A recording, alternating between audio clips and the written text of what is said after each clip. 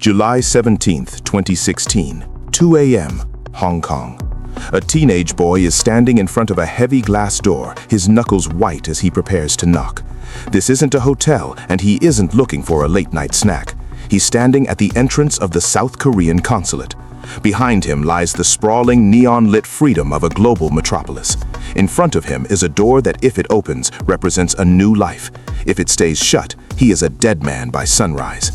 Just 24 hours ago, this 18-year-old math prodigy was standing on a brightly lit stage, cameras flashing as he accepted his 4th consecutive silver medal for the North Korean national team. To the world, he was a success story of the Hermit Kingdom. To his handlers, he was a prize asset. But the truth is much darker. He wasn't running from a prison camp or a famine. He was running from a recruitment letter. North Korea didn't just want his brain for math, they wanted to turn him into a human weapon. A lifetime spent in a windowless bunker, hacking global banks, stealing billions in crypto, and calculating the trajectories of nuclear missiles. When the door finally creaks open, the boy whispers 5 words that change everything. I am from North Korea. In that moment, he thinks he's safe, but he's forgotten one terrifying variable in his calculation. He's on Chinese soil, and China has a very specific, very lethal policy. They send defectors back.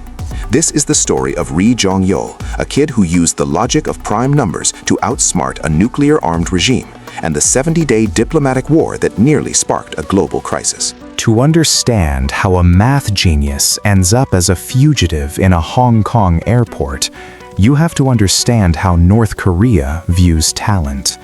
In the West, if you're a math genius, you go to MIT, you start a tech company, you get rich.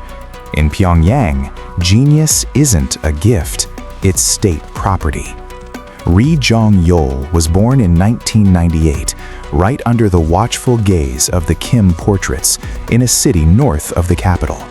By age 7, while his peers were struggling with basic addition, Ri had already consumed the entire elementary math curriculum.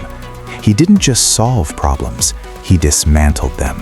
Teachers watched him compute like a piece of high-end machinery. But in North Korea, exceptional talent is immediately weaponized. Ri was snatched up and funneled into Pyongyang's elite school for gifted youth. Imagine a school where every hallway is monitored, every friendship is recorded in a ledger, and every thought is assessed for loyalty to the great leader. This wasn't an academy, it was a pipeline. The best students aren't celebrated, they are groomed to become the backbone of the regime's darkest departments. By 15, Ri was dominating every local competition. By 16, he was the crown jewel of the national team for the International Mathematical Olympiad. Between 2013 and 2016, Ri traveled to Thailand, South Africa, Colombia, and finally Hong Kong. 4 years, 4 silver medals. In a nation starved for international prestige, he was a quiet hero. But for Ri, every trip abroad was a double-edged sword. He saw things he wasn't supposed to see. He saw South Korean students laughing without looking over their shoulders. He saw an internet that wasn't just a closed loop of propaganda. He saw a world where choices actually existed.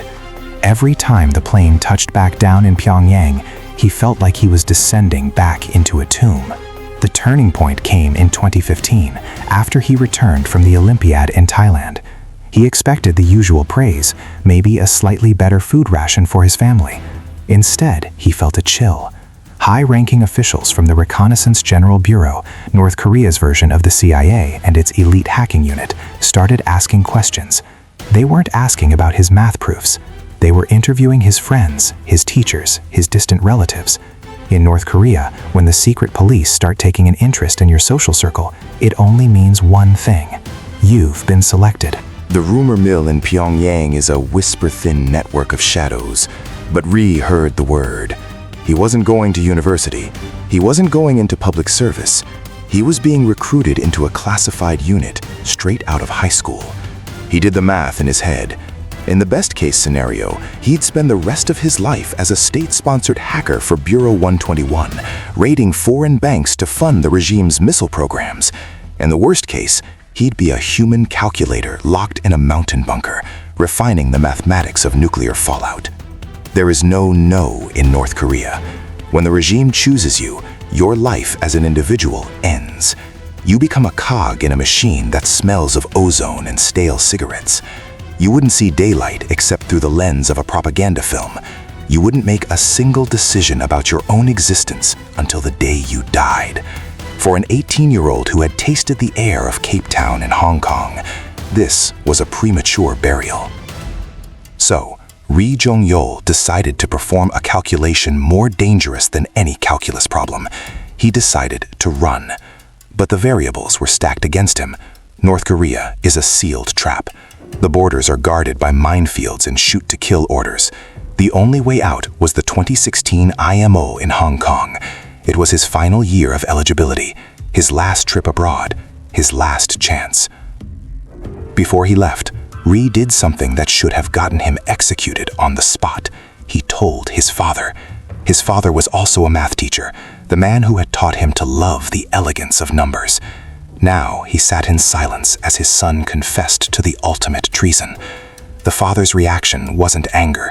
It was a terrifying, quiet pride. He reached into a hidden spot and pulled out $200 in foreign currency, a literal fortune in a country where the average monthly salary is less than $5. Think about the stakes here. North Korea practices something called guilt by association. If one person defects, 3 generations of their family can be sent to the gulags or executed.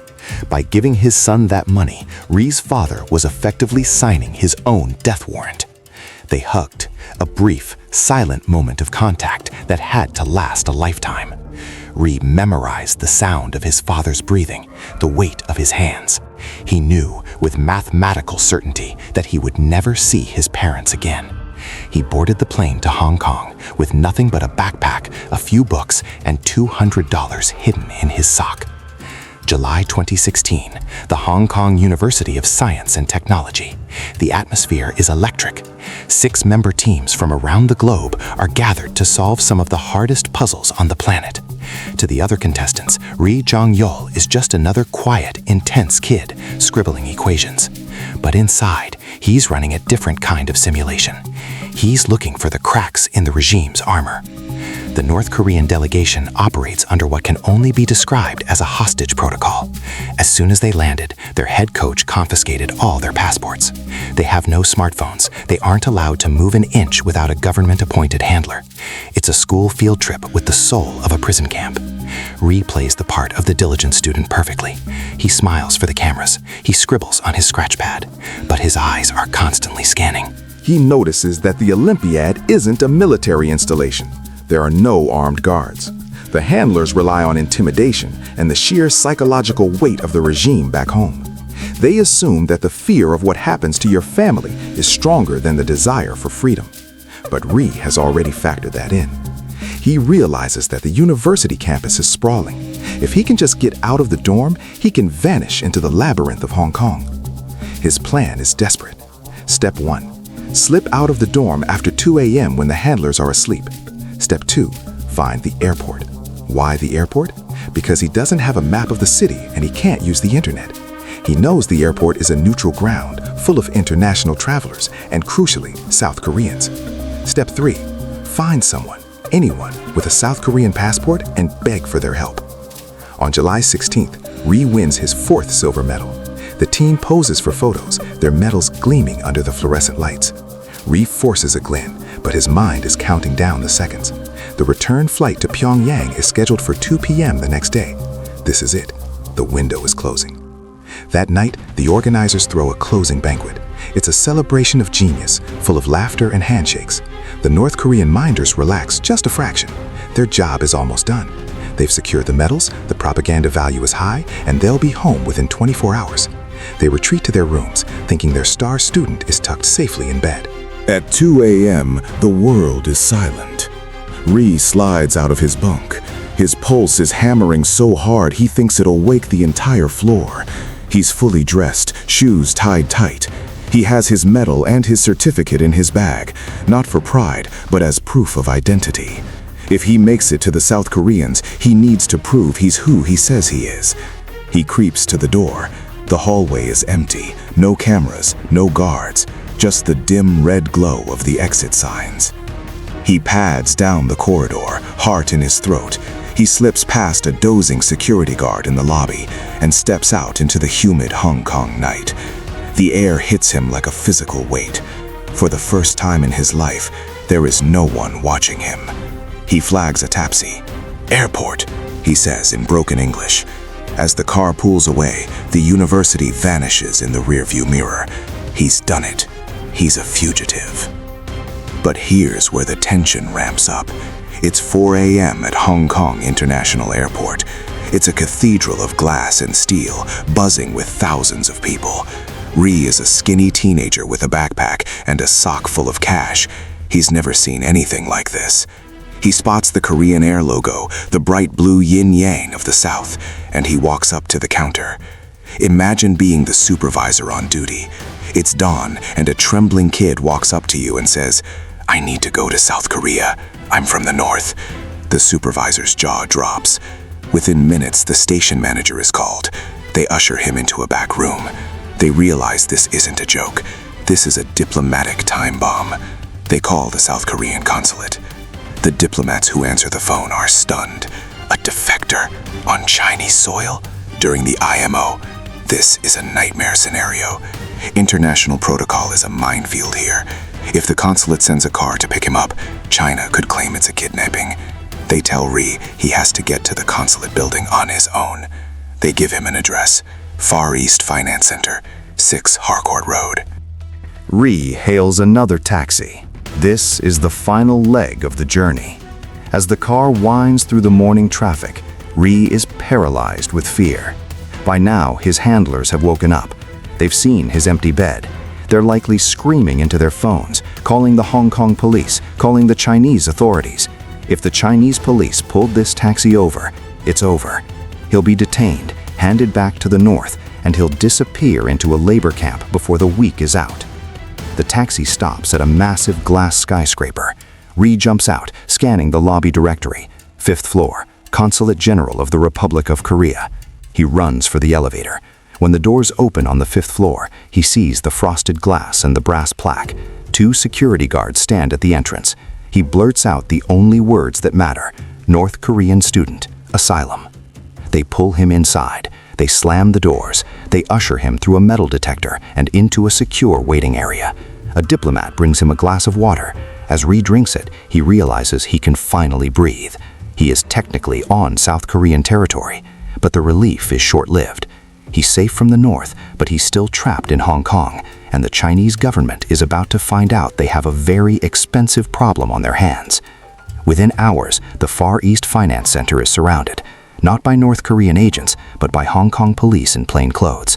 They aren't there to storm the place. They're there to make sure no one else gets in or out. The consulate goes into a hard lockdown. Ri is moved to a small, windowless storage room that's been converted into a bedroom. This is where the storytelling turns into a geopolitical standoff. Ri thought the escape was the hard part. He was wrong.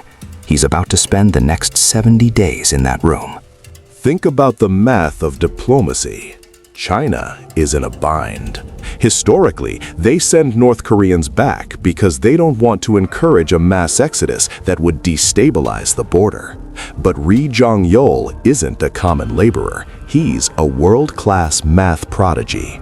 If China sends a genius kid back to be executed or forced into cyber warfare, the international community will crucify them. But if they let him go to Seoul, they risk infuriating Kim Jong-un.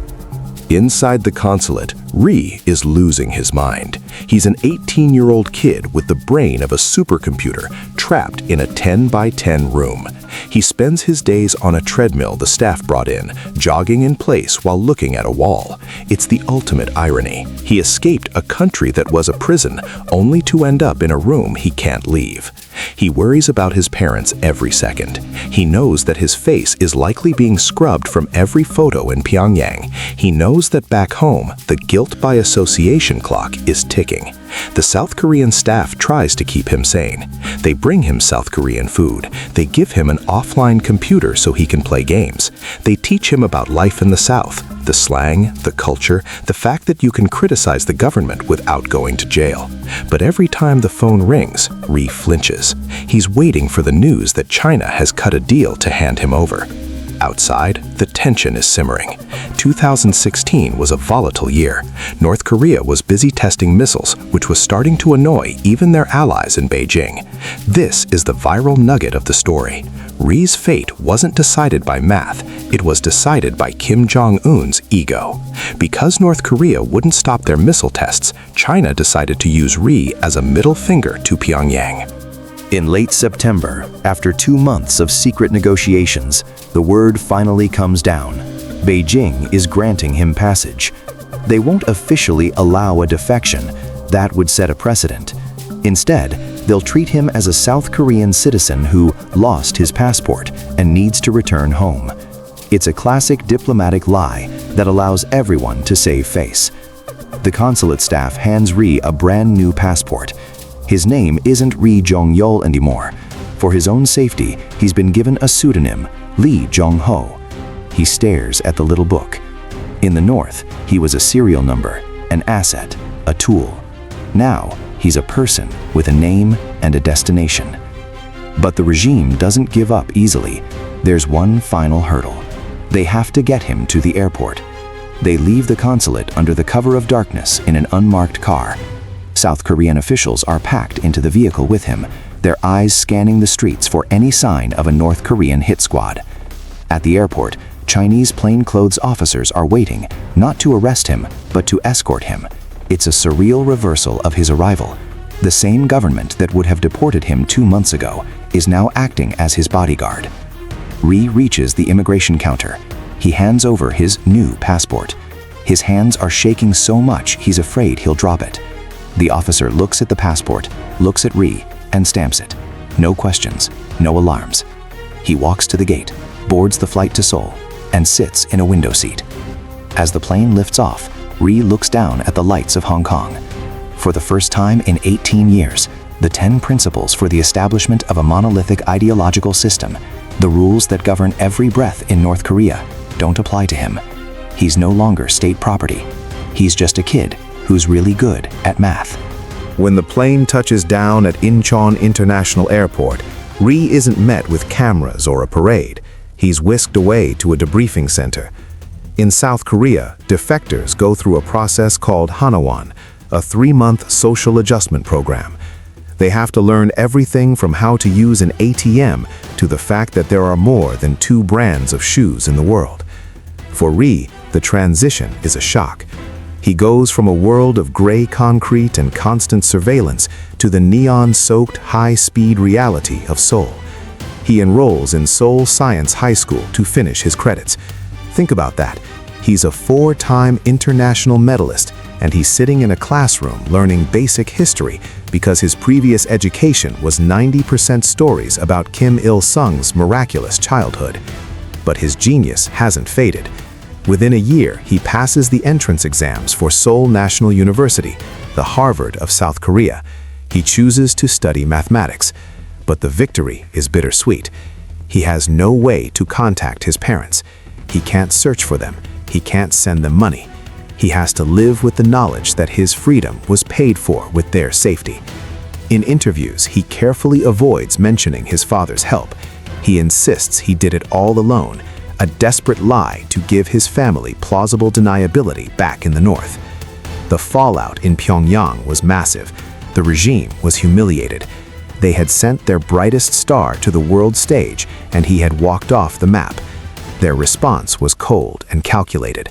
For the next 2 years, North Korea vanished from the International Mathematical Olympiad. They shut down the entire program. They didn't want to risk another betrayal. When they finally returned in 2019, the security was doubled. The students were practically chained to their minders. Today, Jong Yol, or Lee Jong-ho, lives a quiet life in Seoul. He's a student, a mathematician, a survivor. He's traded the human calculator bunker for a library at one of the world's top universities. When he finally got access to an uncensored computer for the first time, the first thing he did wasn't look at social media or watch a movie. He Googled North Korea. He wanted to see what the rest of the world knew about the place he had spent 18 years trying to understand. The story of Jong Yol is a reminder that you can't subtract the human spirit from the equation. The regime tried to turn a boy into a machine, but they forgot that a mind capable of solving the world's hardest math problems is also a mind capable of seeing the world's biggest lies. He calculated the risk, he weighed the variables, and he chose the one thing the regime couldn't provide: a choice. But as he walks across the SNU campus today, free to think, free to speak, and free to solve any problem he chooses, one variable remains unsolved. How many other geniuses are still locked in those bunkers? How many human calculators are currently crunching numbers for a war they don't believe in? Rhee escaped the tomb, but the tomb is still full. If you want to see how another group of teenagers use technology to fight a different kind of system, you need to check out this video on the hackers who took down a billion-dollar corp with nothing but a library card. See you there.